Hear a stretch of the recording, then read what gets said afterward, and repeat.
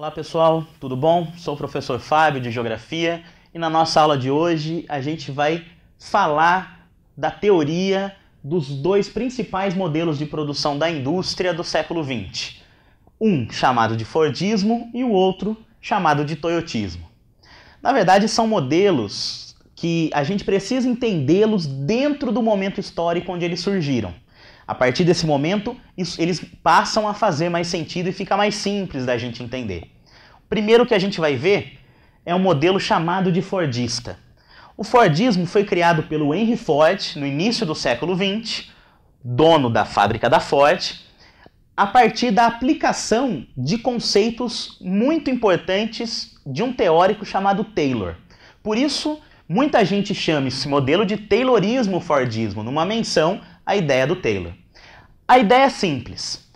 O modelo taylorista-fordista é um modelo que prima pelo volume, ou seja, acredita-se que se eu diminuo os custos da produção, eu consigo produzir mais por um preço menor, que esse produto no mercado vai vender mais e é aí que eu, empresário, ganho.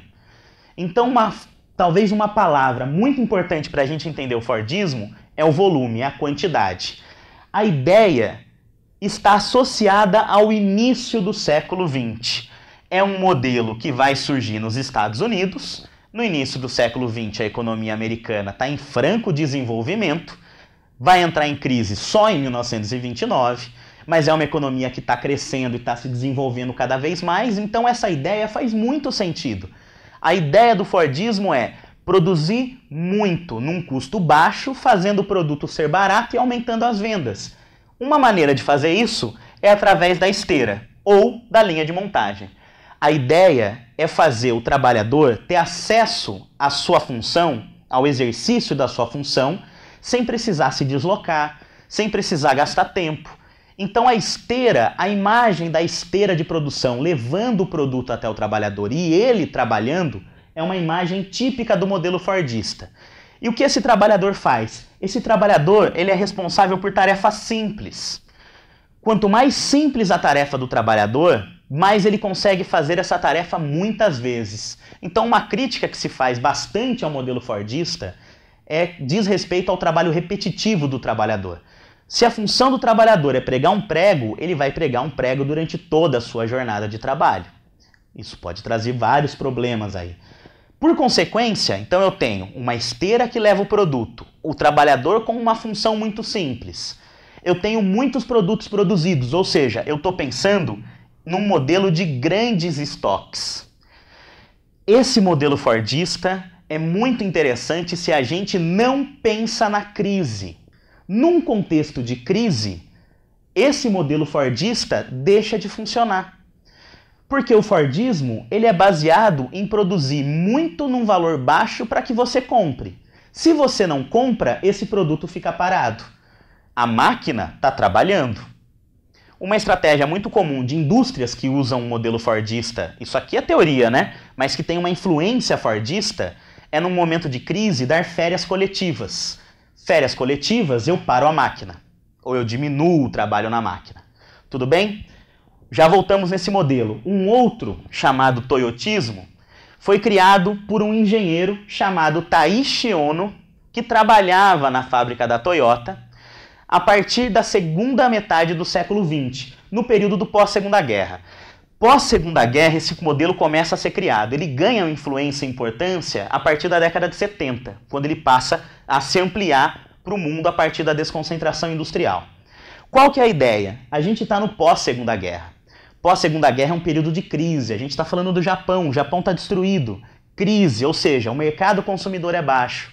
A quantidade de trabalhadores é uma quantidade baixa. Muita gente morreu na guerra. Então, o modelo da industrialização japonesa nunca pode ser o Fordismo. Pensando no modelo de reconstrução. O modelo do Toyotismo leva em consideração esse contexto da crise que o Japão passava. Então a ideia não é ganhar no volume, a ideia é ganhar no item. A proposta do Toyotismo é o quanto eu consigo ganhar, qual é o lucro máximo que eu consigo na produção de um produto. A ideia no contexto de crise é fazer a venda de cada produto valer a pena dentro da indústria. Vamos entender isso? O trabalhador deixa de ter aquelas tarefas simples e repetitivas e passa a ser chamado de trabalhador multifuncional. Ele faz várias coisas dentro da empresa, ele tem várias funções. Então, se determinado trabalho demanda dele um tempo, se amanhã esse trabalho não precisar mais desse trabalho, ele é realocado em outro.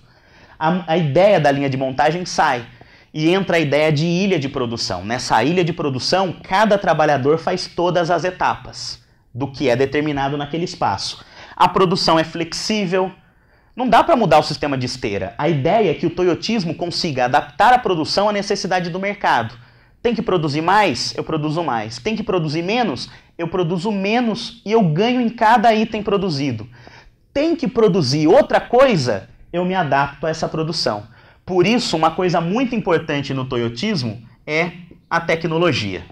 A terceira revolução industrial vai fazer o robô entrar no trabalho daquelas atividades simples e repetitivas e o funcionário passa a ser um funcionário muito mais especializado em realizar outras tarefas.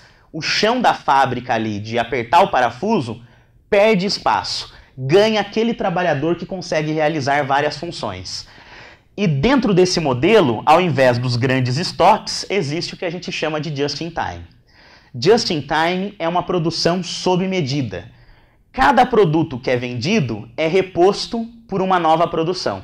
Então, ao invés de uma produção constante, gerando estoques grandes, o toyotismo prima por uma produção menor, produzido a partir do momento que algo é vendido. Se muitos produtos forem vendidos, a produção vai aumentar. Se vender menos, a produção diminui. A ideia é, lembrando, é ganhar em cada um dos itens vendidos.